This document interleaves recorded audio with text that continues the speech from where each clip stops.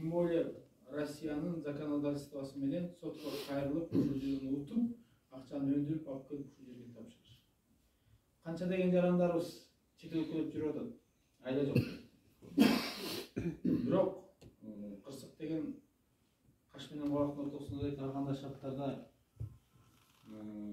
тигиринен өтүп кеткен артына калган ууларга керектүү учурлар артынан кууп алып келаткан кишилер жок.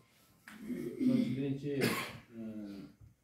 Кудайга себеп болуп силерге окшогон адамдар биздин арабызда көп болсо, эгер мусулманмын десең, анда көп кишиге жардам берсең, накта мусулмансың деп. Ошон мусулманчылыкты арттырып, кандай бирибизге жардам берип жүрө берели. Азыр ошону биз тапшырып коелук, Кудай тилек кылсын, ар дайым ушундай жакшылыктар болсун, мындай жамандык нерселер арттабыз, келиңиз.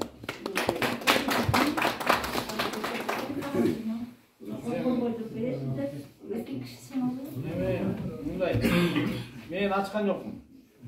Мен санап бербейм. Өзүңүз санап аласыздар, өзүңүздөр бери кол коесуздар. Бирок ошо Москвалык туугандар дагы ошол жерден сураныптыр. Ошо акимдин катышуусу менен дегенден кийин мен атайына кечетен бери кече 2-3 күн болду ошо Россиядан келгенде. Ошол жактан сүйлөшкөндөн кийин мен сөз жок, мен барып катышам, тапшырып берем дегем. Бүгүн убакыт сааты келип калды. Раматыл атам айткандай, башыңда 1000 жол таш курсаң да саат чыкмайынча эчтеке күтпөйт, саат ушул убакка келген экен. Сизге тапшырып коюп уруксат этесиздер. Жакшылыгыңызга буйруп, ар дайым жакшылыкка тилек кылып жүрөбүздөр. Өзүңүз санап, өзүңүз койгонуңуз көзүнчө санап алыңыз. Санагат эми, шашпай өзүңүз санап алыңыз. Аяктан деп турат.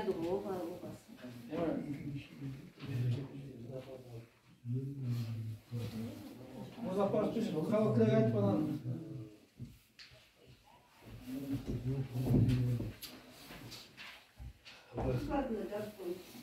Урматтуу кыздар туугандар, шара катышуучулары, акимибиз айткандай Токтогай мезенин жакшы билем. Мен иштегенде да бир топ жумуштарды аткарганбыз. Ушунда патриот кыздарыбыз менен сыймыктанышыбыз керек.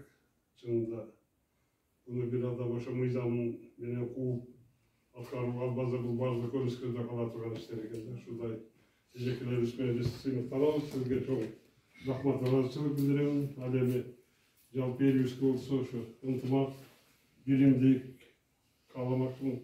Качан гана биз бирдиктүү, ынтымактуу болсок, ушу айылыбызда дагы жалпы эле кыргыз жергесинде өсүп өнүгүүгө шарт түзүлөт. Бир гана жол ушул экен, башка жол жок. Азыр биздин кичинекей мамлекетибизде байлык, жер байлыгы, жана суу байлыгы, жана башка байлыктар абдан көп. Бир гана биримдигибизден, келишпөөчүлүктөн бир топ кичине башкаруучулукта, аткаруучулукта кыйынчылыктар болуп атат. Мен ойлойм, bunun баардыгы жолго түшөт деп. Ошон